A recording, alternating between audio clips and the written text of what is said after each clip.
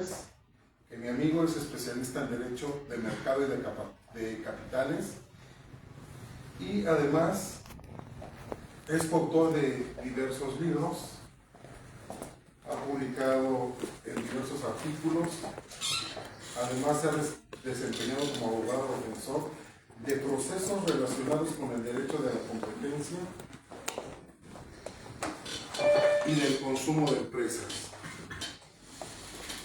El tema que hoy le va a tocar exponernos, que es muy interesante, es conferencia magistral, el ofrecimiento y la promoción de procedimientos de cambio de sexo en personas menores de edad. Análisis desde el derecho de la competencia desleal en el ámbito latinoamericano. Un aplauso para mi querido. Adelante. Sin más, muy buenas tardes. Como siempre, primero que todo, darle gracias a Dios por la oportunidad de estar nuevamente en esta universidad, que es una universidad que tiene más de 100 años de existencia y que por segunda vez, esta vez ya un poco más estructuradamente, me abre las puertas para conversar de los temas. Perdón, ¿me puedes colaborar, doctor? ¿Colaborar con la presentación? Correcto. Nos da la oportunidad de hablar de un tema que realmente es de enorme actualidad, y no solamente de enorme actualidad, sino que yo creo que es un tema que lo vamos a ver hoy desde una perspectiva diferente a la que se suele ver. Y este tema tiene que ver mucho con lo que es no solamente el presente, sino el futuro de la juventud a nivel mundial y particularmente nuestra preocupación, que es nuestro bloque latinoamericano. Lo hemos denominado Simón, el hijo del gran varón, precisamente como una especie de evolución del tema que Willy Colón hiciera tan popular a final de los años 90. Resulta que a final de los años 90, el señor Willy Colón, gracias a una composición del panameño Omar Alfano, publica una obra discográfica denominada Simón, el gran varón. En esa obra discográfica se narra la historia de un hombre que tiene un hijo, Andrés. Y Andrés se satisface porque su hijo le nace precisamente de sexo masculino. Andrés, dice, según da cuenta la obra, es un hombre recio que cría a su hijo con mucha dureza y que se llena de orgullo cuando llega el momento en que su hijo tiene que irse a estudiar. Y dice, vas a estudiar la misma vaina que tu papá. O sea que seguramente Andrés tenía que ir como abogado, porque los abogados siempre quieren que un hijo les salga abogado. Entonces resulta que cuenta la historia que un día Andrés fue a visitar a Simón sin avisar. Y vaya qué horror, porque una mujer le habla al pasar y le dice, hola, ¿qué tal papá? ¿Cómo te va? Y dice, no me conoces, yo soy Simón, Simón tu hijo, el gran varón. Y cuenta la historia, según lo que narra la letra de la canción, que Andrés nunca le volvió a hablar a su hijo, hasta un día que llegó una terrible llamada que nos narra que Simón había fallecido de lo que aquel entonces era una extraña enfermedad. Dicen que Andrés terminó viviendo su propio infierno porque el hecho de no haber aceptado a su hijo le generó una sensación, una depresión de por vida. Y antes de entrar en materia, quiero hacer una advertencia, y es que la presente ponencia no tiene en ningún momento como objetivo ser un elemento ofensivo o atacar a ningún colectivo en particular. Se trata de que a través del uso de diversas opiniones de diversos autores vamos a llegar a una conclusión, y es poder determinar si el ofrecimiento de cirugías de cambio de sexo, que sabemos, les voy a decir, las cirugías de cambio de sexo no existen, ahora se hablan de reasignación de género, en menores de edad, en niños especialmente, si esto constituye o no una conducta de competencia desleal en el derecho latinoamericano. Para lo cual expresamos de entrada nuestro respeto por la comunidad trans y consideramos que como todos los ciudadanos o todas las personas deben ser integradas a nuestra sociedad sin ningún tipo de discriminación. Como lo decimos, no hay ningún tipo de discriminación por temas raciales, por temas de orientación sexual, por temas étnicos, ni por ningún otro tipo de temas análogos.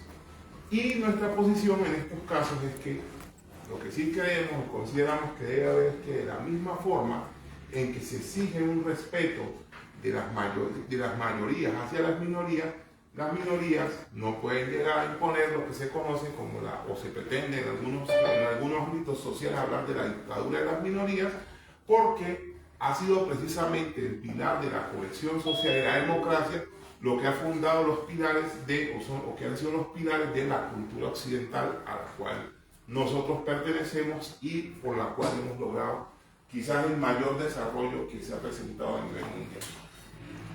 Pero más allá de todo, imaginémonos que la historia de Simón evoluciona. Y es que Simón fallece, pero tuvo un sobrino por otro hijo de Andrés.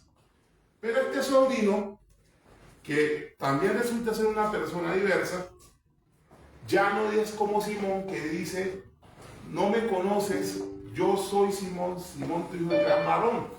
Es decir, que mientras Simón se reconocía como un hombre homosexual que era travesti porque vestía como mujer, ya el sobrino de Simón se considera directamente que es una mujer que nació en un cuerpo equivocado. El escenario ha cambiado. El sobrino de Simón nace en esta época donde la gente acepta con mayor tranquilidad que a finales de los años 80 los temas que tienen que ver directamente con diversidad, hay cambios sociales y de hecho hay movimientos a nivel mundial, empezando por entidades transnacionales como la ONU, la OEA u otros, que promueven una política global en la cual se plantea la inclusión de las personas diversas con mayor facilidad en la sociedad. Y nosotros nos preguntamos, en primer lugar, ¿a qué se debe esto? Y esto sin duda se debe al triunfo que ha tenido, o la alta promoción que ha tenido durante los últimos años, lo que se conoce como la ideología de género. ¿Y qué es la ideología de género? Hay que decir que para hablar de qué es la ideología de género, hay que hablar de que es uno de los mayores campos de batalla que hay actualmente a nivel filosófico, sociológico y político, y que ha permeado tanto el derecho como la economía, y que como consecuencia de eso se ha vuelto un área de estudio que va o que conduce a la multidisciplinariedad. Para la ONU, citada por una empresa llamada Ipsos de Perú, este enfoque, por la ideología de género, lo que busca es asegurar la paridad de oportunidades, derechos y responsabilidades, tanto para hombres como mujeres. Es decir, reconocer la diversidad que existe entre ambos y asegurar que el sexo con el que nacieron no sea determinante en cuanto al acceso a las oportunidades. Por su parte, la autora colombiana Marta Miranda dice que no es correcto que nosotros hablemos de ideología de género, que lo que debemos hablar es de enfoque de género. Y hablar de enfoque de género significa hablar de un instrumento cuya finalidad es impregnar de manera transversal las leyes, instituciones y sistemas organizativos de la sociedad, en donde varón, fíjate bien, y mujer sean iguales, no solo formalmente, sino también de manera material. Por su parte, en este campo de batalla ideológica existe un grupo de gente latinoamericana que se han denominado los miembros de la batalla cultural. Son pensadores jóvenes en su gran mayoría, pero que dicen que hay que conservar los valores tradicionales para conservar no solamente lo que es nuestra estructura social, sino también para conservar valores transculturales que van más allá, dado que lo que estamos viviendo hoy es no solamente una batalla ideológica, sino una verdadera batalla cultural, donde están tratando de reemplazar a la sociedad tal y como la conocemos hoy, con la intención de instaurar un nuevo tipo de sociedad que se adapte a lo que quieren algunos órganos que ya dominan lo que se llama el globalismo. Entre ellos destaca, por ejemplo, uno de mis favoritos, debo decir, un pensador argentino como Agustín Laje, el cual nos dice que la ideología de género es un conjunto de ideas anticientíficas que con propósitos políticos autoritarios desarraigan la sexualidad humana de su naturaleza y la explican exclusivamente a partir de la cultura. La idea medular de la ideología de género, según nos dice Laje, es que sexualmente hemos sido construidos por nuestro entorno y en consecuencia estamos llamados a deconstruirnos. Ahora, si ustedes me preguntan a mí, ¿qué es la ideología de género? Yo les podría decir a ustedes que la ideología de género no es más que un conjunto de ideas que trata de vincular la realidad biológica de la percepción que tiene cada ser humano de sí mismo. ¿Por qué?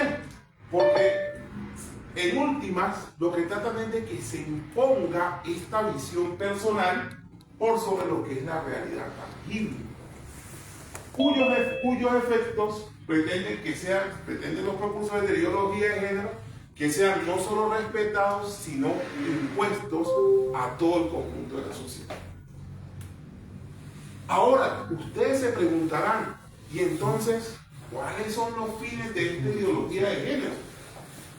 Cuando hablamos de esta ideología de género y hablamos de lo que son sus fines, personalmente creo que existen cuatro fines principales. Y lo primero es la deconstrucción de lo que se llama el binarismo sexual, es decir, que se acabe aquel binarismo en que solo somos hombres y mujeres y se reconozca que existen otras formas de ser, que se distinga entre lo que es sexo y género. Ya pasaré a explicarles qué se dice de ellos, que se use un lenguaje que se denomina inclusivo, principalmente cuando se todas las palabras que antes eran a o u, ahora terminan en e para incluir a todo el mundo. Y finalmente que se instauren nuevos modelos de familia. El Instituto de la Mujer de Castilla-La Mancha nos dice y nos da una indicación clara desde su punto de vista de lo que es sexo y género, y nos dice que sexo es el término que se usa o al que se hace referencia a los rasgos biológicos y físicos que vienen determinados por la naturaleza para cada persona, mientras que el término género no diferencia entre hombres y mujeres y designa a hombres y mujeres, pero que es una construcción social. Entonces, como consecuencia de esto, lo que vamos a nosotros a tener es que en la actualidad ya no se habla de acuerdo con la ideología de género, la perspectiva de género, ya no deberíamos hablar de hombres y mujeres, ya no deberíamos hablar de masculino y femenino, sino lo que deberíamos hablar básicamente es de lo que son las identidades de género. Porque una persona, de acuerdo con esta corriente de pensamiento, puede haber nacido hombre, pero ser, desde su punto de vista, una mujer. Y la sociedad debe aceptar que esta persona es una mujer. Solo que parece ser que el problema de cuando se toman este tipo de ideas es que las ideas lógicamente suelen expandirse como modas que son. Y vamos a ver que cuando hablamos de identidad de género, nosotros podemos posicionarlo básicamente en 4 grupos, y son las identidades de género tradicionales, que en principio se hablaba de que había heterosexuales, homosexuales, bisexuales, y había personas que homosexuales, bisexuales, y esos digamos que eran los tres géneros que normalmente se hablaban, las tres identidades que se reconocían. Sin embargo, con la promulgación o la proliferación de esto que conocemos como la ideología de género, ahora ya estamos hablando de que existen alrededor de 112 géneros, de los cuales les confieso, tuve acceso a la lista, pero realmente la posibilidad de aprender esos 112 géneros es difícil porque, de hecho, muchas de la información que fue obtenida a través de colectivos y a través de organizaciones no gubernamentales decían que se creaban más géneros todo el tiempo porque cada momento se iban descubriendo más y más géneros. Pero creo que los más importantes para efectos de la charla son el género trans, que hace referencia a aquellas personas que nacieron biológicamente como hombres o como mujeres, pero que por su, digamos, su consideración propia, lo que se llama disforia de género, una disconformidad, como lo vamos a ver más adelante, que existe entre lo que la persona físicamente o biológicamente es y lo que siente que es, una inconformidad, transicionan hacia el otro género, tenemos gente que se considera, o que dice, soy no binario, yo no sé si soy hombre o soy mujer, simplemente me identifico como no binario. Y otros, terceros, que indican que son de género fluido, es decir, que en un momento se sienten hombres, en un momento se sienten mujeres. Como les digo, no se trata aquí de descalificar absolutamente a nadie, se trata de dar una explicación desde una óptica eminentemente científica. ¿Ya tenemos acceso a la presentación? Sí. Ok. Entonces, esto nos ha llevado a que nosotros nos preguntemos, ¿cuáles son los fundamentos ideológicos de esta ideología de género? Y para ello creo que hay un autor que debe ser leído, lo recomiendo, es el argentino Pablo Muñoz Iturrieta. Tiene un libro que realmente es muy valioso y que se llama Atrapado en el cuerpo equivocado. Muñoz Iturrieta, que es un hombre de estirpe conservadora, pero un pensamiento bastante importante, nos indica que los fundamentos ideológicos de la ideología de género, la conformidad con lo que puedo entender, son tres. El principio, el marxismo y la liberación de la mujer. El segundo, el feminismo radical, principalmente establecido en la persona de Simone de Beauvoir, que es aquella filósofa francesa, que entre otras cosas encontré que en una obra que se llama El segundo sexo, dice una frase que para mí es fundamental para entender lo de la ideología de género. Simone de Beauvoir decía que no se nace mujer, se vuelve mujer. Y esta frase creo que engloba mucho de lo que dice la ideología de género. Y finalmente dice que el tercer fundamento, dice Pablo Muñoz, es el adoctrinamiento a través del Estado. Y aquí tenemos que entrar, por favor, vamos haciendo la presentación ahí, sí, para que esto está proyectando. Entonces, vamos a hablar de lo que para mí es el tema central. ¿Está viendo aquí? Sí. No está más, no hay más. Entonces, cuando se va a hablar de todo este tema, hay que hablar de dos temas que son centrales, y son la disforia de género y la transexualidad. De acuerdo con médicos como las doctoras Cox y Carrasco, en un estudio del año 2020, una publicación que hicieron en el año 2020, la disforia de género es una marcada incongruencia entre el sexo que se siente y se expresa y el que se le asigna al nacer, asociado a un malestar clínicamente significativo o deterioro en lo social, que puede darse en niños, adolescentes y en adultos. Por su parte, el doctor Felipe Hurtado Murillo, en un estudio del año 2000, una publicación del año 2015, hace referencia a la transexualidad como una manifestación persistente de discordancia entre el sexo que le fue asignado al nacimiento y el sexo o género que realmente se siente. Entonces, la disforia de género, según lo que acaban de decir estas autoras, es algo que se siente en determinado momento. Pero el doctor Murillo nos dice, el doctor Hurtado Murillo, nos dice que en cambio la transexualidad ya es un elemento, ya es una situación mayor, en la cual ya ese malestar o esa situación particular, esa discordancia, se siente de manera ya permanente. Ahora, los datos, que son muy importantes. Según la Organización Mundial para la Salud, entre el 0.3 y el 0.5 de la población se identifica como transexual. Es decir, que existen entre 24 y 40 millones de personas transexuales a nivel mundial. En Estados Unidos, según nos lo enseñó el Instituto Williams de la Universidad de UCLA, el 0,6% de la población estadounidense de adultos se considera transexual. Sin embargo, hay que indicar que hasta el momento no se conoce ningún estudio científico que haya revelado con el rigor que corresponde cuáles son las causas reales de la disforia de género. Se alude a factores biológicos, a factores sociales, se alude a predisposiciones del cerebro, pero en realidad nadie hasta el momento que sepa yo ha dado unas razones reales de por qué ocurre esta disforia de género desde el punto de vista eminentemente científico, no desde el punto de vista político o desde el punto de vista, digámoslo, desde otros puntos de vista en donde se haya dicho específicamente como es que una cosa es lo que piensa tu cerebro, otra cosa es lo que tú eres. Pero hay que decir algo, y ya para entrar en lo que tiene que ver directamente con de lo que podemos hablar.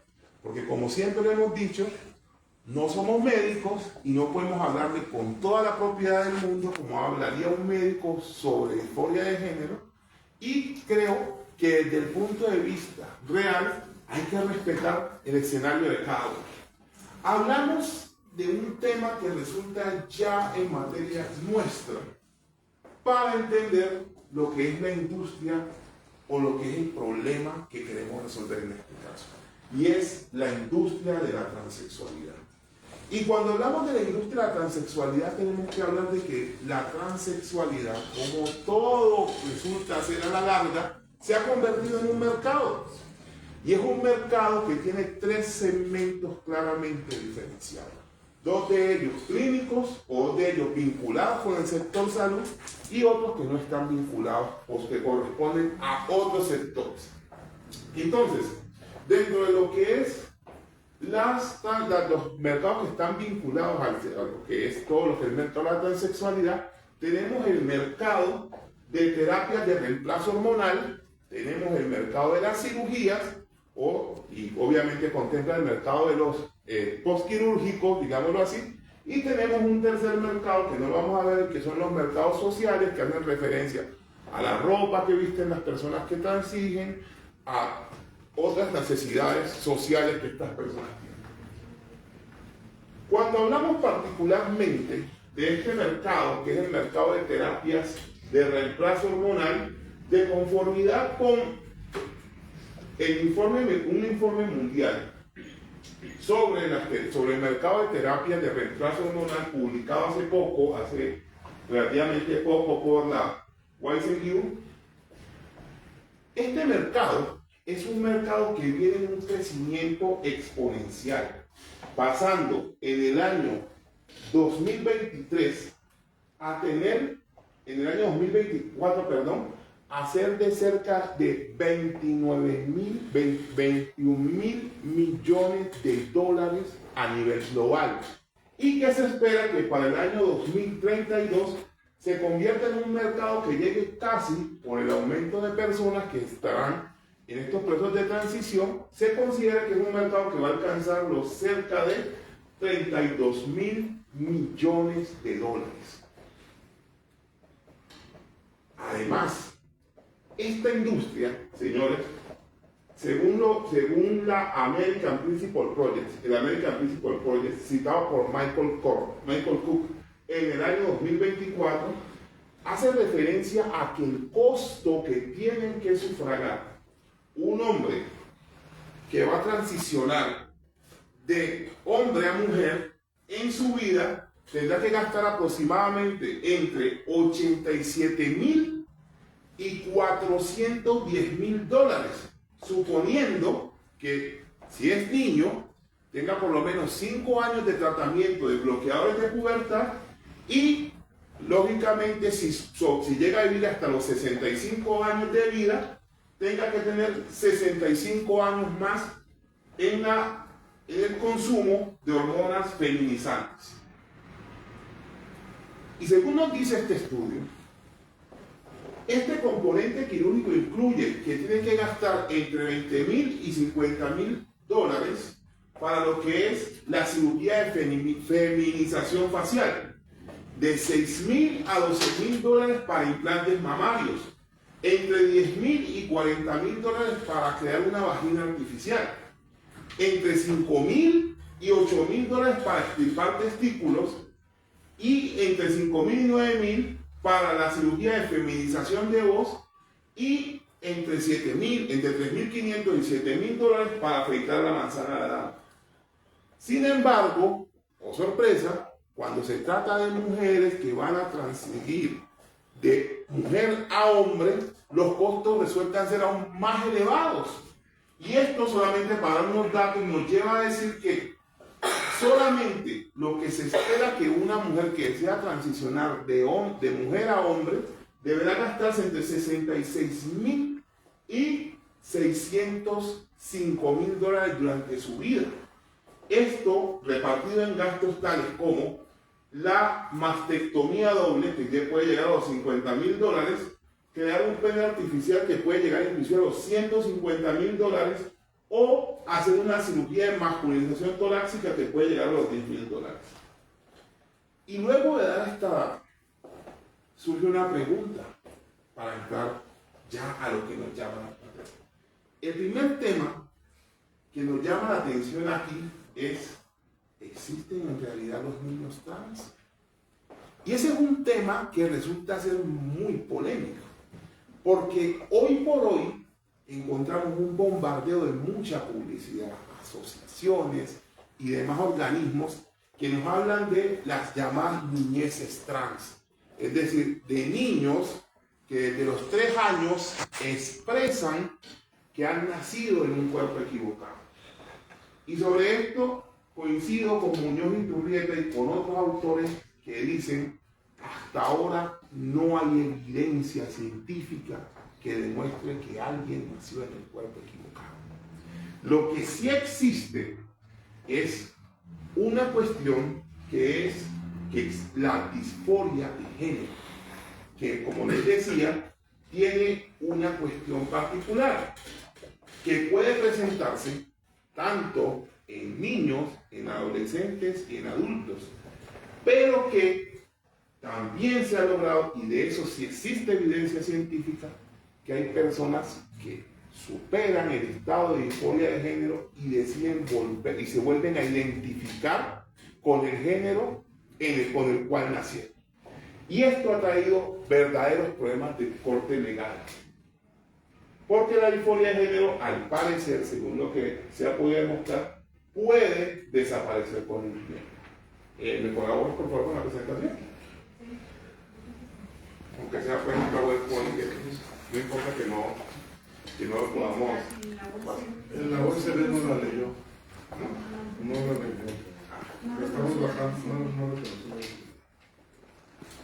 Bueno, y entonces que resulta que nosotros nos vamos a encontrar con una situación muy particular. De nuevamente disculpas por los fallos técnicos, como lo explicó el profesor Fernando, teníamos preparada la conferencia para dictar en el auditorio, pero pues hubo problemas con el internet. Ahí sí nos superó realmente la tecnología. Entonces, en el mundo de hoy encontramos una situación particular y creo que no hay mejor ejemplo para mostrar lo difícil, lo complicado que es el tema de la historia de género en menores, que cuando hablamos de una persona tan reconocida como Elon Musk, el hombre, uno de los hombres más ricos del mundo, dueño de empresas como Tesla o de X, antes Twitter. Y resulta que uno mira la historia de Elon Musk, Elon Musk tiene un hijo que es transexual, que nació hombre, su hijo mayor, pero decidió transigir hacia el género femenino. Y nosotros, en este caso, encontramos que Elon Musk en una entrevista, cuando le preguntaron por ese tema, porque no tiene una buena relación con su hijo, decía que la ideología de género había sido tan adoctrinante que había logrado convencer a la mamá de su hijo de hacerle esa transición y de convertirse hoy en una modelo trans. Al punto que entre ellos parece que no existe una buena relación y Elon Musk es una de las personas que más apoya campañas contra la ideología de género, incluyendo la que hemos visto recientemente, la campaña del presidente Donald Trump. Aquí hay que decir algo muy particular, y es que el principal tema que vemos cuando hablamos de transición en menores es que se está promoviendo por parte de algunos organismos que dicha transición inicie desde edades tempranas, desde los 5 años, desde los 8 años. Y que estos menores, por ejemplo, aquí tenemos un caso de un menor de edad que transicionó desde los 8 años, hoy es una niña de 11 años. Eso es solamente una pregunta. Y este menor al cual, debido a que cuestiones de disforia de género, los padres libres y voluntariamente decidieron cumplirle su sueño de convertirlo en niña, seguramente amputándole su órgano sano, que lo hacía masculino. ¿Qué pasará en unos años si este joven reconoce con el tiempo que en realidad no era una niña, sino que era un niño? Creo que la historia lamentablemente no favorece estos finales. Ya en alguna ocasión, hace muchos años atrás, hubo un caso en el cual una persona que nació, caso Brenda, muy famoso, de los años 80, en el cual una persona que nació hombre, por un error médico que ocurrió mientras le hacían una circuncisión, su pene fue destruido accidentalmente por uno de los galenos, y la propuesta que tuvo un médico, de apellido Money, no fue otra, John Money, si no estoy mal, no fue otra, sino decir, aprovechemos que el niño tiene muy poquita edad, que el niño todavía es un niño de 2 años aproximadamente, no se reconoce, hagámosle una amputación completa de su zona genital y criémoslo como una niña. Con eso, como no se ha demostrado que el sexo es una construcción social, le damos roles de niña y el niño va a crecer con la idea de que es una niña.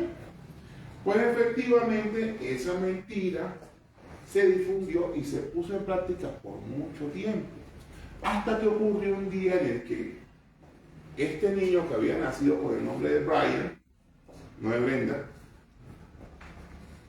se sintió, decía que se había sentido totalmente desafortunado o totalmente en rechazo a lo que socialmente le habían dicho que era, se sentía un hombre. Este niño decide hablar con los papás, y los papás, ya habiendo pasado el tiempo, deciden contarle la verdad de qué era lo que había ocurrido.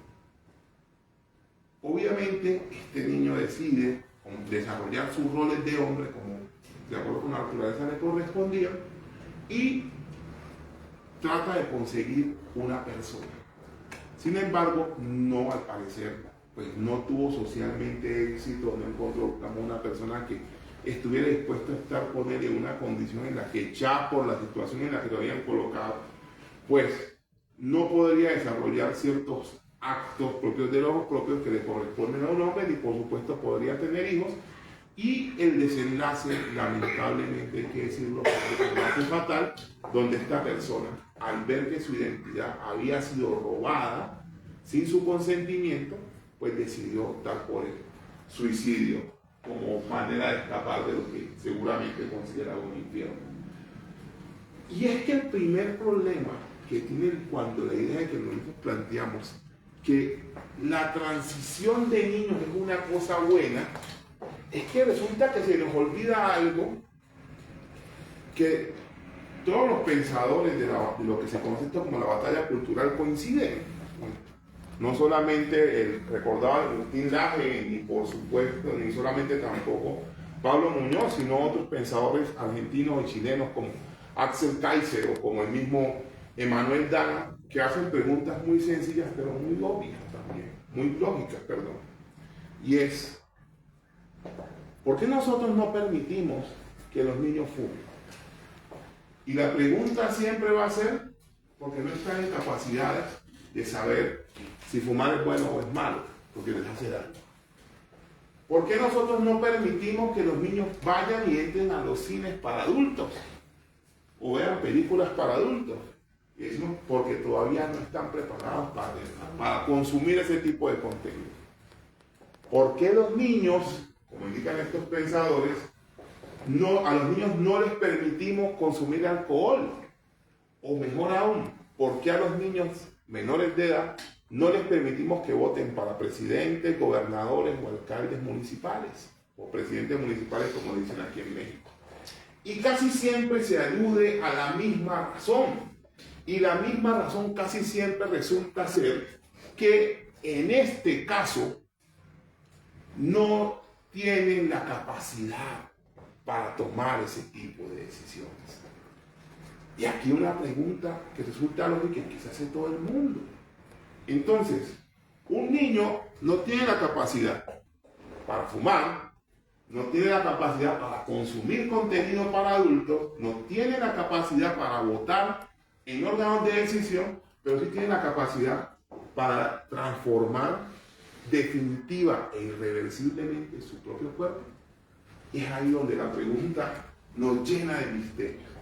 Y esto nos llena principalmente de misterio, como digo, porque hay un caso muy famoso, que es el caso de Keila Bell, ocurrido en el Reino Unido. Y aquí Keila Bell era una niña que en determinado momento, mientras era menor de edad, se sentía hombre. Sentía que había nacido en el cuerpo equivocado. Sentía además que estaba a punto de morir. De hecho, pensaba en algún momento que había sido tal el error de la naturaleza que lo mejor era morirse. Sus padres la llevaron a una organización de salud, una entidad hospitalaria, una clínica, y a la clínica la sometieron el caso de Keila para ver qué estaba pasando con su hija. La clínica llevó a Keila ante psicólogos, psiquiatras y médicos especialistas con perspectiva de género para ver qué era lo que estaba pasando con Keila. Y lo increíble es que todos terminaron diciéndole a los papás, nada que hacer, hay que transicionar a la niña y convertirla en niña. Para aquella época Keila tenía aproximadamente 14 años y inició todo el proceso de bloqueadores de pubertad. Inició con el proceso de bloqueadores de pubertad cuando cumplieron los 17 años aproximadamente, le retiraron los senos, le quitaron todo su órgano reproductor y la convirtieron teóricamente en un niño. Resulta que Keila, cuando cumplió los 19 años, un buen día, empezó a sentir que todo esto había sido un error, que ella nunca tuvo el conocimiento suficiente para darse cuenta de las consecuencias irreversibles que esto traía para su vida. Y como consecuencia de ello, decidió demandar a la clínica y al Sistema Nacional de Seguridad de Salud del Reino Unido por los daños que le habían causado. Esto llevó a que en el caso concreto, tanto el juzgado de primera instancia como el tribunal de apelaciones, tanto el tribunal de primera instancia como el tribunal de apelaciones decidieran indemnizar a Keira por los daños que le habían causado estas personas que no le habían suministrado a una menor de edad una información lo suficientemente comprensible para que ella entendiera las consecuencias irreversibles del proceso que iba a tomar. Y aquí, señores, nos surge una pregunta, y es, ¿los contratos o los procesos de transición de género son o no son contratos de consumo? Y entrando en materia jurídica, lo primero que tenemos que entender es que los procesos de transición de género son parte de un mercado, como lo acabamos de decir adelante. Y en los mercados se transa. Y cuando se transa, jurídicamente hay contratos. ¿Por qué? Porque para que haya una relación de consumo, señores, tienen que haber tres elementos. Lo primero es que debe haber un proveedor de un bien o servicio, un producto. Lo segundo es que debe haber un producto. Y lo tercero es que debe haber alguien que consuma ese producto. Y cuando trasladamos este asunto a lo que estamos hablando, tenemos que hacernos la pregunta de, ¿se dan esas condiciones en este caso? Y yo creo que sí. Y se dan por tres razones. La primera razón porque hay un proveedor de un servicio, que es un servicio de salud. La segunda, porque existe un producto, que es el proceso de transición. Y la tercera, porque existe un consumidor. Y aquí una pregunta que resulta relevante. ¿Quién es el consumidor de este producto?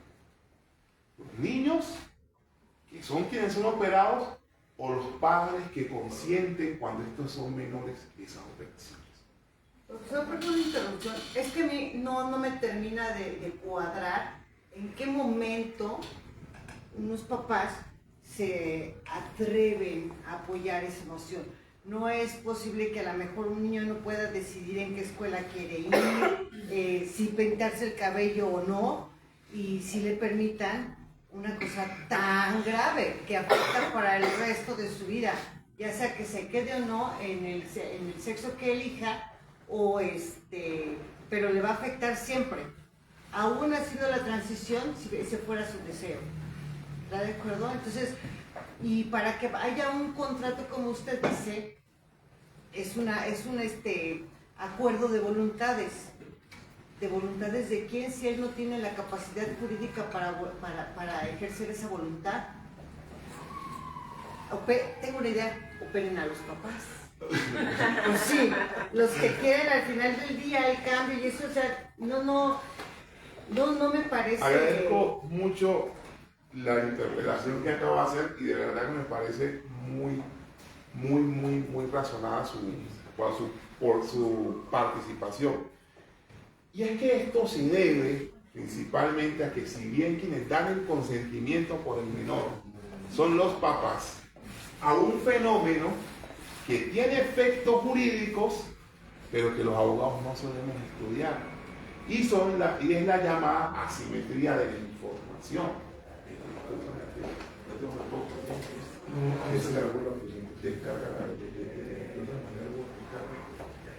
Y es la llamada asimetría de información. ¿Y qué es la llamada asimetría de la información? La asimetría de la información no es otra cosa más que la asimetría de la información no es otra cosa más que una falla del mercado que se produce cuando en un proceso de formación de una transacción una parte tiene mejor información que otra. En economía existe un debate sobre si esto es una falla del mercado o en general es una condición natural del mercado. Porque lo normal es que una de las dos partes esté mejor informada de la otra del negocio. Y resulta que en este caso hay un problema muy significativo de asimetría de información. Y ese problema significativo de asimetría de información estaba porque el conocimiento médico en materia de transición de género es tan especializado que nadie que no haya estudiado eso puede siquiera tener la comprensión global de en qué se está metiendo.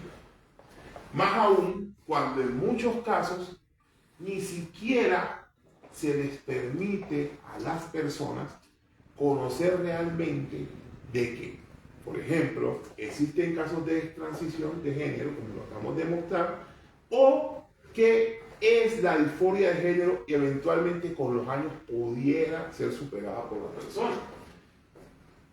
Aquí tenemos que llegar a una conclusión primera, y es que cuando médicos, psicólogos o determinadas personas se han suscrito a determinada ideología y miran la medicina más allá de la evidencia y la miran con cierta perspectiva de género, pueden estos médicos sin querer, pueden las instituciones que ofrecen este servicio sin querer inducir a error a las personas que deciden con menos edad, que siendo menores, deciden hacerse esta transición sin tener el conocimiento completo. Y aquí viene el tema central de esta charla, y es, constituye el ofrecimiento y la promoción de operaciones de reasignación de género en niños un acto de competencia desleal en el derecho latinoamericano. Y para ello hay que entender tres puntos fundamentales. El primer punto que tenemos que entender es qué es la competencia desleal. El segundo punto es entender que no es solo un tipo de, no es solo un modelo de competencia desleal. Y lo tercero es que la competencia desleal en Latinoamérica, en Hispanoamérica, ha evolucionado tanto que ya no solamente está en el enfrentamiento comerciante contra comerciante, sino que la competencia desleal ha mutado a otros elementos o a otros agentes de mercado, como lo vamos a ver más adelante. Y entonces, para entender esto, nosotros tenemos que entender que existen diversos modelos de competencia desleal. El primer modelo que históricamente se conoció fue un modelo conocido como la competencia desleal paleoliberal. Antes de entrar a explicarle esto, les voy a decir qué es la competencia desleal, o cuál es el concepto de competencia desleal. La competencia desleal hace referencia a todos aquellos actos que realizan agentes en el mercado y que tienen por objeto o como efecto vulnerar, la expectativa de lealtad con la que cualquier persona ingresa al mercado. Es decir, si yo entro a un mercado a competir, yo espero que mis competidores no ejerzan conductas que vayan más allá de lo normal, que tengan como efecto, que tengan por objeto destruirme como competidor. Yo espero, por supuesto, que si yo ingreso a un mercado, es normal, vamos a colocar, que yo ingrese con precios más bajos. Yo espero que si un competidor ingresó al mercado y ingreso yo con precios más bajos, que yo también los baje. Yo espero como competidor que si yo creo una marca, no llegue un tercero y coloque un nombre muy similar al mío con la intención de que mi clientela se vaya. Ejemplo claro que ocurrió alguna vez en Bogotá, Colombia, donde yo tengo mi oficina. Yo soy nacido en el departamento del Chocó, en Quito, una ciudad muy bonita que ojalá algún día tengan la oportunidad de conocer, que tiene un corregimiento que se llama Tutunendo, que es el lugar donde más llueve en el mundo y que tiene uno de los ríos más espectaculares que cualquier ser humano pueda ver en la vida. Y en Bogotá tuvimos un caso de una señora que creó una carnicería que se llama Club Ganadero. Resulta que un buen día esa señora, que tenía una pequeña carnicería, se ganó un premio como la mejor carnicería de Bogotá. Y en menos de un año resultó que increíblemente, podemos ir avanzando ahora, En menos de un año resultó que increíblemente empezaron a aparecer una cantidad impresionante de clubes ganaderos o de carnicerías que llamaban club ganadero. Y usted encontrará que Club Ganadero del Norte, Club Ganadero del Oeste, Club Ganadero del Sur, y ninguna de esas pertenecía a mi cliente. Por supuesto, esto es un acto de competencia desleal. Pero digamos que no lo vamos a mirar solamente desde esa óptica. Entonces yo les contaba a ustedes que existía un modelo inicial que era el modelo paleoliberal. Y este modelo se caracterizaba principalmente porque la tipificación de las conductas constitutivas de competencia desleal eran muy propias de la tipicidad penal, muy estrictas. Pero resulta que en materia de competencia desleal, los comerciantes son muy ágiles y cada día iban ejecutando nuevas conductas. Como eso ocurrió, el derecho decidió evolucionar y crean el llamado modelo profesional. Y en este modelo profesional se crean las llamadas cláusulas generales de competencia, que son unas cláusulas que ustedes encuentran, por ejemplo, en el artículo 6C de la ley mexicana, 6B, perdón, de la ley mexicana, en las cuales usted, del Código de Comercio, en el cual les dice a usted, constituyen conductas de competencia desleal aquellas que atentan contra la buena fe y los usos y sanas costumbres, además de las siguientes, y les da una descripción de los tipos desleales. También, este modelo tuvo un problema, funcionó por un tiempo, pero resulta que a este modelo tenía una limitación, y era que solamente funcionaba entre comerciantes.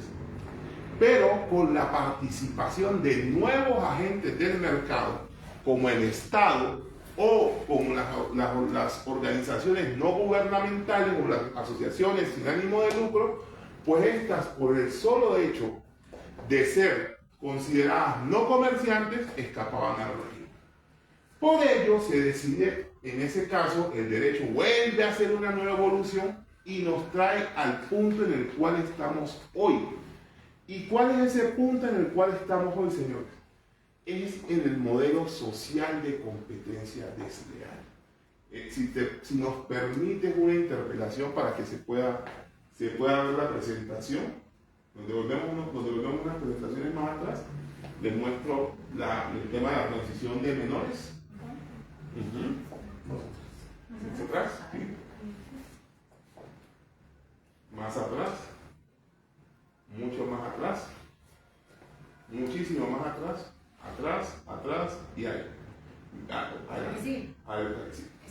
Ese es, por ejemplo, lo que yo les comentaba, un caso bastante impresionante, donde encontramos este niño que nació hombre, que se vea como hombre, y que miren que con una edad que seguramente no supera los 15 años, ya hoy es una niña. Sigamos adelante. Este es el caso específico de lo que es, miren, cuando Elon Musk tenía a su hijo y lo que es ya hoy una persona transgénero, que dicho sea de paso, pues hoy triunfa en las pasarelas porque es una modelo transexual, transexual. Perdón, profesor, yo insisto, mire, honestamente en todos los países, en todos, de Latinoamérica, del mundo, tenemos un rango de edad para generar lo que le llamamos un adulto joven o empezar a ejercer derechos y obligaciones jurídicas. Entonces, técnicamente ese rango de edad existe porque no hay forma de que se tomen decisiones acertadas, técnicamente, ¿no?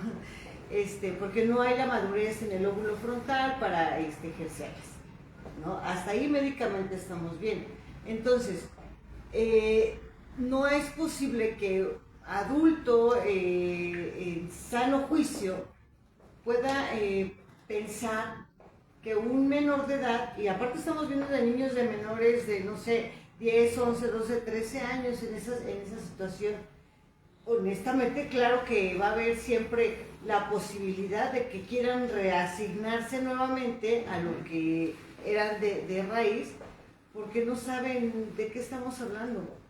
O sea, es más, podríamos a lo mejor como papás, como autoridad, decirle, bueno, pues si quieres ser niña, sé niña un mes, o sea, ponte trenzas, déjate crecer el cabello, no sé. prueba, ¿no?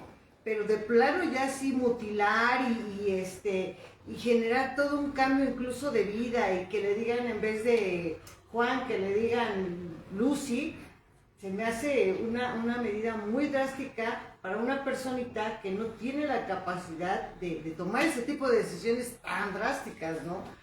Pero más mal me parece el hecho de que los papás o las autoridades que están en resguardo de esos menores estén aceptando esa situación.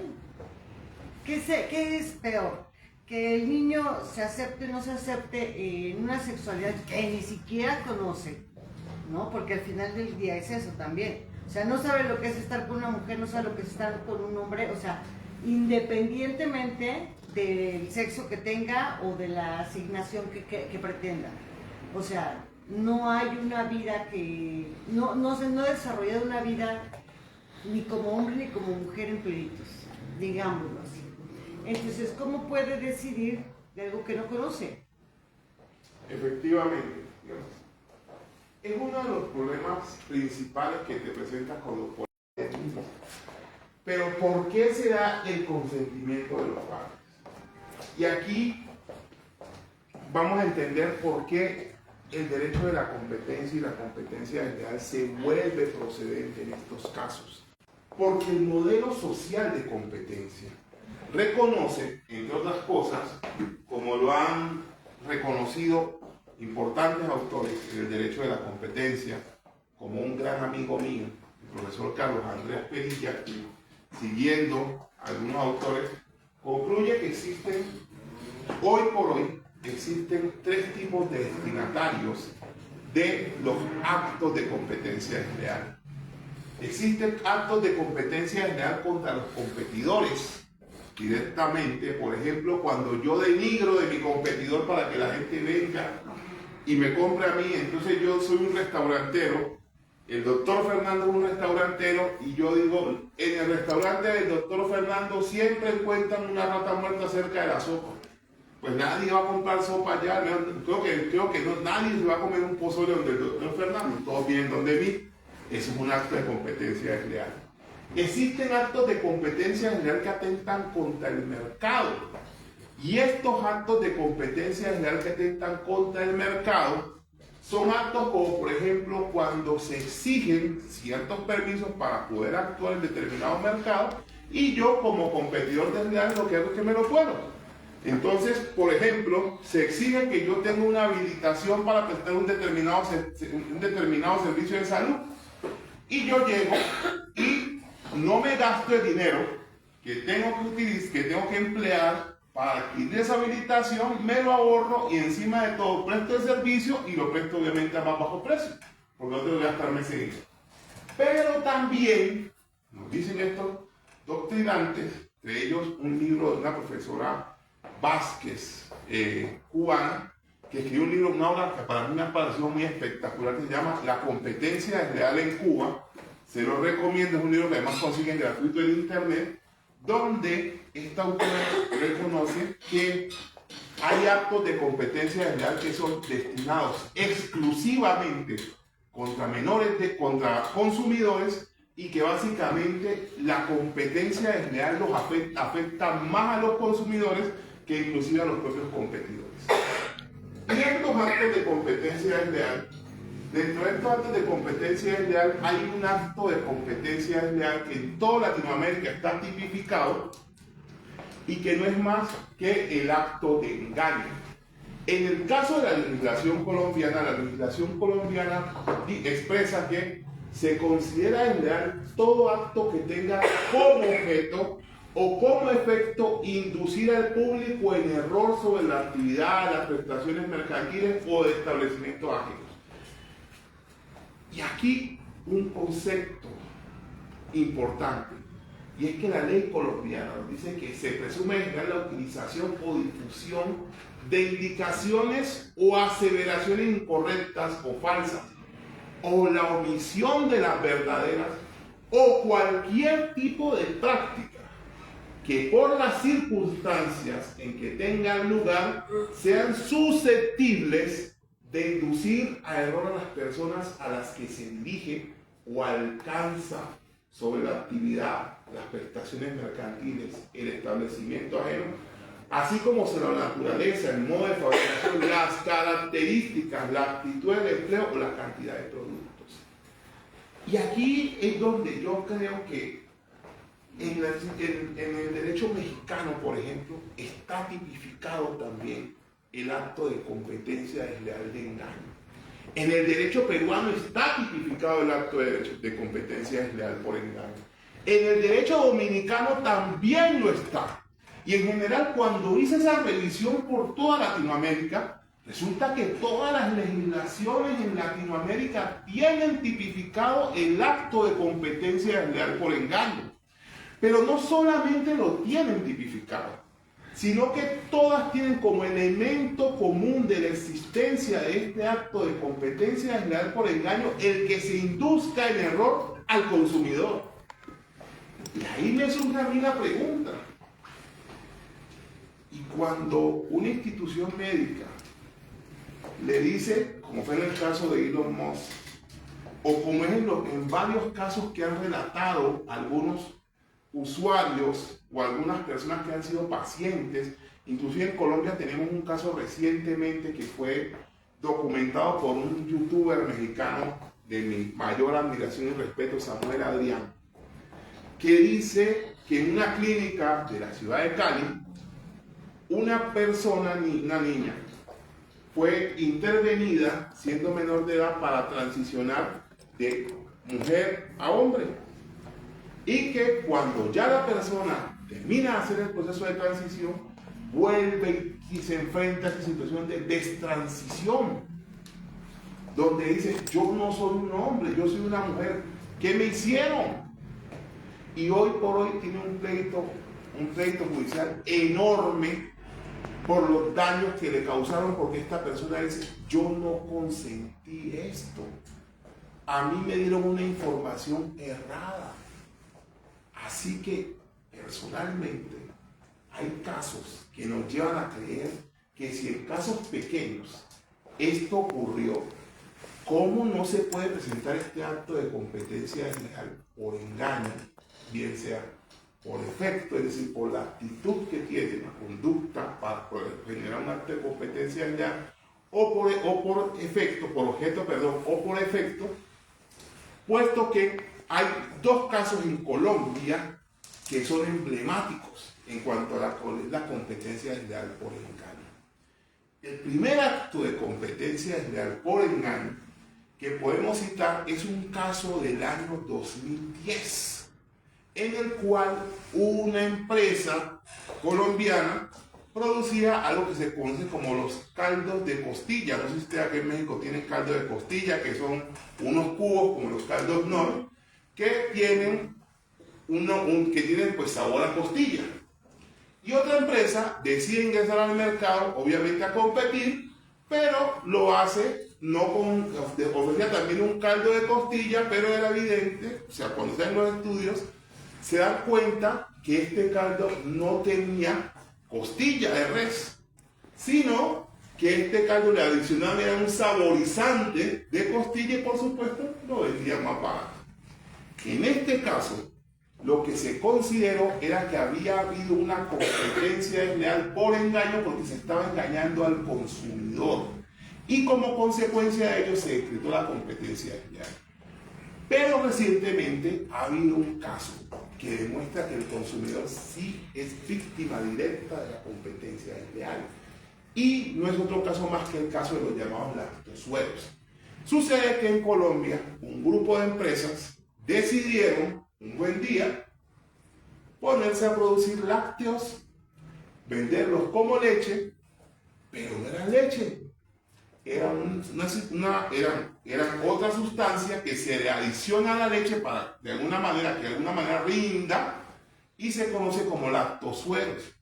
Con estos lactosueros presentaban al mercado yogures, presentaban al mercado una supuesta leche entera y en general el consumidor compraba la leche creyendo que estaba llevando leche, creyendo que era una leche que estaba a mejor precio y cuando en realidad lo que estaba comprando era un producto que no era leche y que no tenía las cantidades de vitaminas ni de proteínas en general. No era desde el punto de vista nutricional lo que el consumidor esperaba.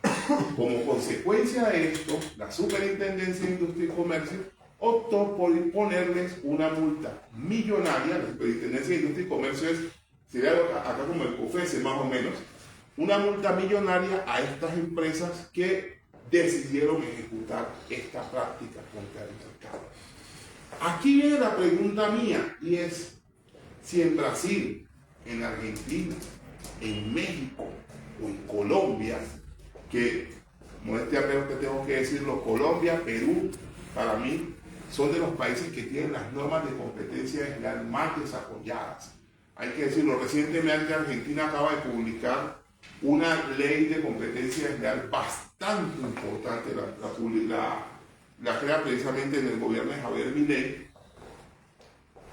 Si estos países donde están ocurriendo estos casos, en Argentina han ocurrido unos casos muy importantes en los cuales se reconoce ya que el consumidor es un actor del mercado y que el consumidor puede ser víctima de competencia desleal, aun cuando él no esté compitiendo, porque él es la persona contra la cual se ejecuta la conducta de competencia desleal.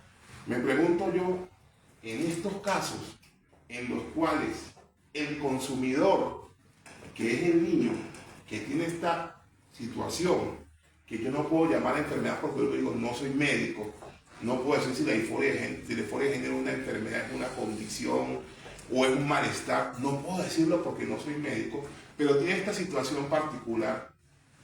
Si estos profesionales de la salud, porque para hacer una transición obviamente tiene que haber todo un proceso, se pasan los niños por psiquiatra, por psicólogos, por médicos, se empiezan procesos de varios años de bloqueadores de pubertad, entre otros, hasta que se hace la cirugía de transición de género.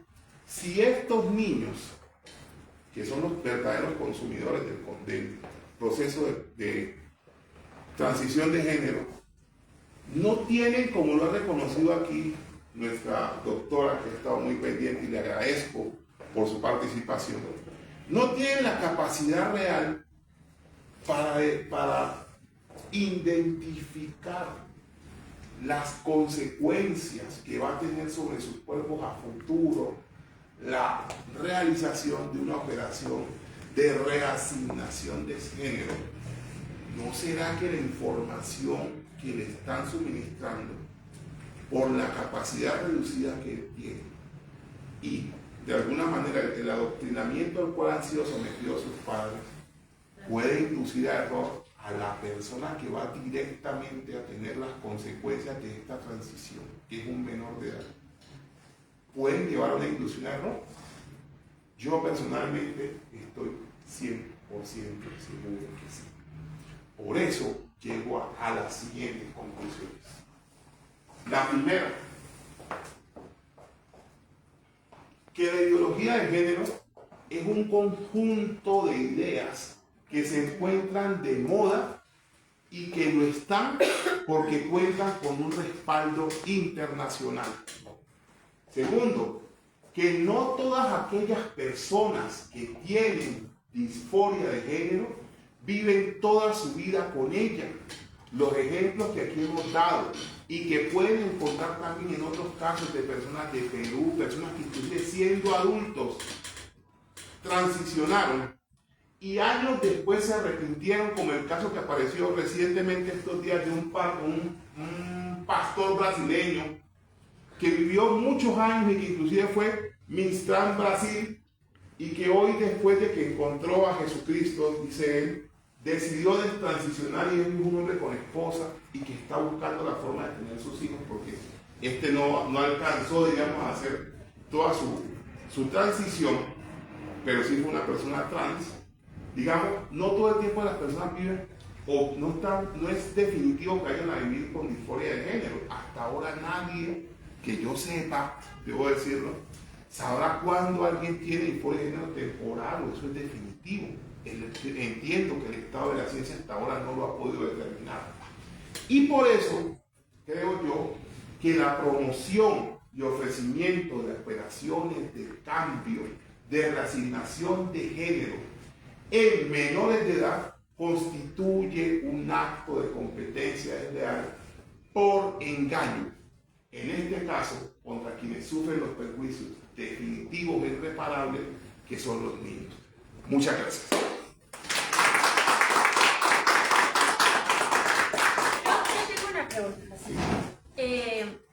Definitivamente también considero que es todo a través de marketing, sobre todo ahorita que es a través de redes sociales, influencers, cantantes, o sea, personas que están en ese medio que hacen su reasignación, pero realmente aquí quién es, por decirlo así, el villano de la historia. Por ejemplo, hablamos de un menor de edad que no está consciente, como lo comentaban, de los actos y que se deja guiar a través de una persona que la ve y que se puede tomar como una cierta admiración, pero yo creo que si un niño tiene que tomar terapia para ver si realmente quiere hacer su transición, los padres me imagino que también deben de tomar este tipo de terapia para asesorar en este caso a su hijo o hija.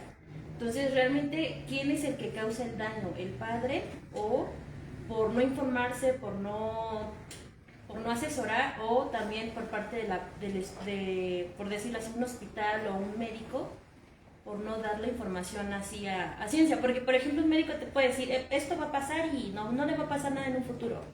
Pero yo creo que por sentido común o por saber más, ¿qué puede pasar si tiene 15, si en un futuro quiere volver a ser niño?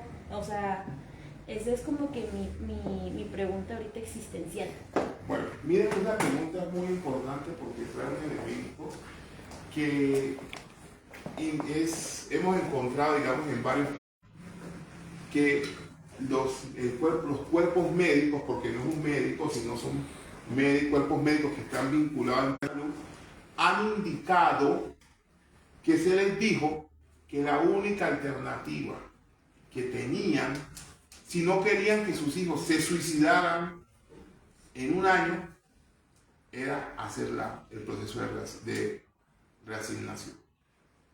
Y ahí, pues yo le pregunto, pues un padre que seguramente no está lo suficientemente informado, que está asustado y que le dicen eso, pues muchas veces habrá podido dar un consentimiento con una información inadecuada. Ahí es donde yo vuelvo e insisto que los abogados tenemos que, como dice el maestro Enrique Jersey de Perú, uno de mis maestros en lo que es el análisis económico del derecho, junto a Alfredo Bula, Enrique Jersey dice, es que los abogados y los economistas vivimos de espaldas. Y eso nunca fue así, nunca debió ser así. Porque es que resulta que el padre de la economía moderna, un señor por allá escocés, que se llamaba Adam Smith, el mismo de la mano invisible, resulta que Adam Smith no era economista. ¿A qué no me adivinan Adam Smith qué profesión tenía? Aunque no lo crean, Adam Smith era abogado. Y era un abogado raro porque le gustaban los números. Pero además de que era un abogado raro porque le gustaban los números, Adam Smith, que por supuesto era un ciudadano del Reino Unido, del Imperio Británico en aquel entonces, resulta que era un profesor de Derecho. Y resulta que Escocia, curiosamente, no es un país de derecho anglosajón. Aún perteneciente al Reino Unido, Escocia es un país de derecho civil, como México, Colombia. Como consecuencia de eso, dice el profesor Enrique Jersey, que le mando muchos saludos, yo sabe que lo aprecio mucho, lo aprecio con el alma, dice, abogados y economistas tenemos que volver a reconciliarnos. ¿Y por qué las palabras de Jersey son tan acertadas? Porque si nosotros analizamos el concepto que es el de la simetría de la información, vamos a ver que ese concepto nos resuelve el problema. ¿Cómo no me van a inducir a mi error cuando yo no tengo ni siquiera un 5% de la información que un equipo médico tiene sobre una situación particular de un hijo mío? Díganme cuántos de ustedes cuando tienen un dolor y van a una clínica y le dicen tómese esta pastilla, sale corriendo al internet ahora que es inteligencia artificial, o sale a leerse 30 libros que se ha leído un médico para saber si esa pastilla es la correcta. No, usted confía y se la toma. Es decir, usted está inducido. Ahora, se imagina si se consigue un mal médico, también los hay. Casi todos los médicos, creo yo, son buenos médicos porque estudian mucho. Me consta, porque tengo un tío que es médico, al cual le mando saludos, mi tío Heraclio, gracias. Un tío que me enseñó cómo ser especialista. Y casi todos los médicos son gente muy estudiosa. Pero, digamos, malos médicos hay, así como también hay malos abogados. ¿Y qué ocurre si un día un mal médico usted le da la pastilla que no es? Y como consecuencia de la pastilla que no, usted terminó peor. Usted fue inducido a tomar una decisión equivocada que fue tomarse la pastilla. Porque al final el que se mete la pastilla usted pone la mete la boca. De la misma manera, encontramos que en estos casos se encuentra una inducción a error a los pacientes. Y esto porque en el caso, para que se presente un acto de competencia desleal, en el caso tanto de Colombia como de Argentina, como de Perú y hasta el mexicano, se requieren 3 elementos. Uno, que la conducta, llamado ámbito de competencia desleal objetivo, se presente. ¿Y qué es ese ámbito de competencia desleal objetivo? Que la conducta se desarrolle en el mercado y con fines competitivos. Entonces la pregunta es muy sencilla. Cuando yo promuevo un nuevo tipo de cirugía, ¿para qué lo hago? Para ganar clientela. ¿Ante quién lo promuevo? Ante el mercado. Se cumple ese ámbito. Segundo, se dice que hay un ámbito subjetivo. Y ese ámbito subjetivo no es más que la conducta de competencia desleal, no tiene que desarrollarse contra un competidor, que es lo propio de lo que expliqué, que se llama el modelo social de competencia. Y el tercer ámbito es que debe darse dentro del territorio, en el caso colombiano, en Argentina entre el territorio argentino o en Perú entre el territorio peruano. Luego entonces el ofrecimiento de operaciones de cambio de género es una conducta de mercado. Segundo, si este ofrecimiento de operaciones de cambio de género en menores puede o tiene información que pueda inducir a error al consumidor, es decir, a que el niño diga, sí, tomo la operación, papá, gracias. Y a que los papás sí, hágasela, mijo, porque no tienen la información. Es claro que estamos ante un acto de engaño. Y esto, para mí, hace que las operaciones de cambio de género en menores en Latinoamérica estén prohibidas por ser actos de competencia desleal. ¿Me preguntaba? Sí. Ahora, hay un caso en Francia de donde una persona que estaba transicionando durante 3 años pide ser atendido por un ginecólogo en una clínica, pero la cita fue vía internet. A la persona transgénero, al llegar a la oficina, al consultorio médico, le dice que no le pueden atender porque justamente no dan la información necesaria si tiene un cambio de sexo, si tiene una vaginoplastía o algo que puedan revisar.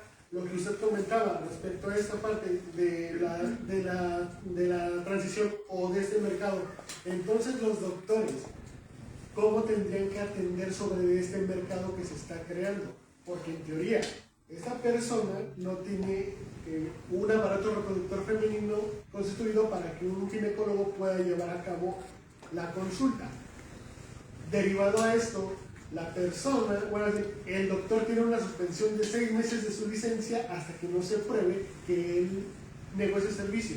De ser probatoria, llevaría 5 años de perder su licencia por este caso. En este supuesto, ¿cómo se podría realizar un proceso correcto? Porque las normas aún no lo marcan como una persona transgénero, como una persona ya transicionada, o bien la falta de información respecto a este caso, ¿cómo se pudiese manejar? Perfecto. Esa pregunta me la hizo una prima hermana, Sandra Sánchez, mi prima hermana linda y querida, que es como mi hermanita realmente, que es una excelente y gran médica ginecóloga, la cual un buen día me preguntó que qué haría yo ahí. Yo, como soy una persona bastante bastante sincera. Le dije, hermanita, ese 3 padres nuestros, porque creo que como está la ideología de género, se nos fue usted. Pero más allá de todo, yo creo que aquí hay un tema que es propio de cuando se toman estas modas, como lo es la ideología de género, y se imponen. Resulta que llegamos a un punto donde tenemos cosas absurdas. Y es que la cirugía de cambio de sexo desde el punto de vista biológico no existe.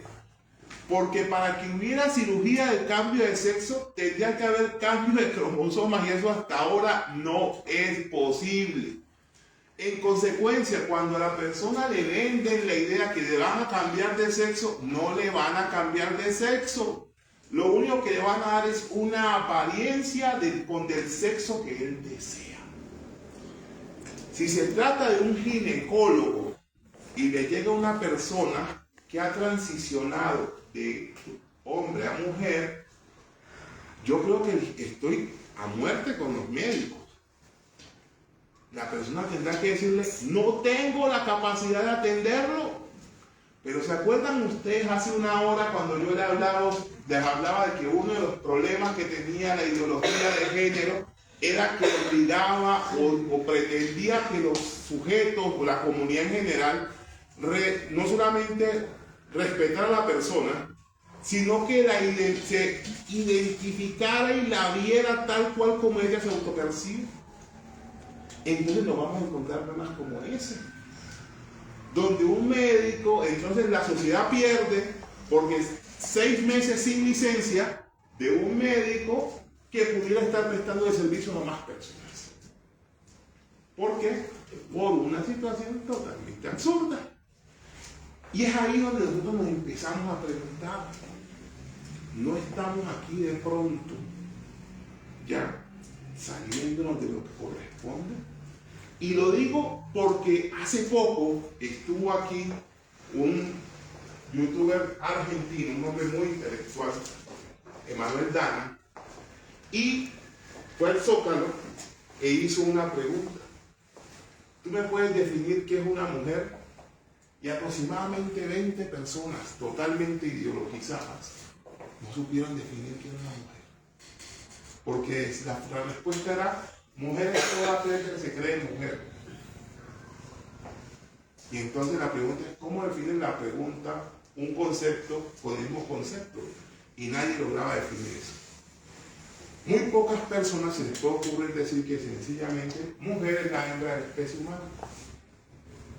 Decían, porque había ya a las que yo conocía como mujeres, ya en que no se les puede decir mujer y no persona menstruante. Porque yo tengo que llegar y preguntarle, doctora, discúlpeme, mucho gusto, ¿cuáles son sus nombres? ¿Usted cómo se identifica? O sea, ya lo que yo veo para mí no es lo que corresponde, porque puedo estar delante de un hombre. Es más, la ideología de género llega a puntos tan extraños que hoy ya se habla de los transespecies, que son aquellas personas que ni siquiera se identifican como seres humanos, sino como perros, como caballos, como chivos, yo qué sé, como cualquier cosa. Y uno inclusive llegamos al punto de que hoy, si uno mira en el primer mundo, se hacen desfiles de ovejas, de gente que se siente oveja, de gente que se siente caballo, de gente que se siente vaca, y ahora exigen que le den al veterinario. Pobres veterinarios, ¿qué van a saber? Pero estamos llegando a esos temas. Son temas que realmente, como les digo, merecen un debate.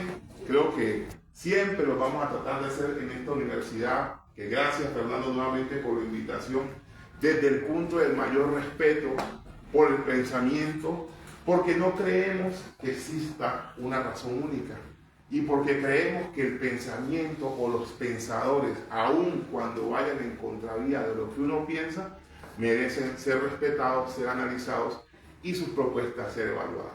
Nuevamente, Fernando, nuevamente a la Universidad, muchas gracias. Espero volver en una próxima.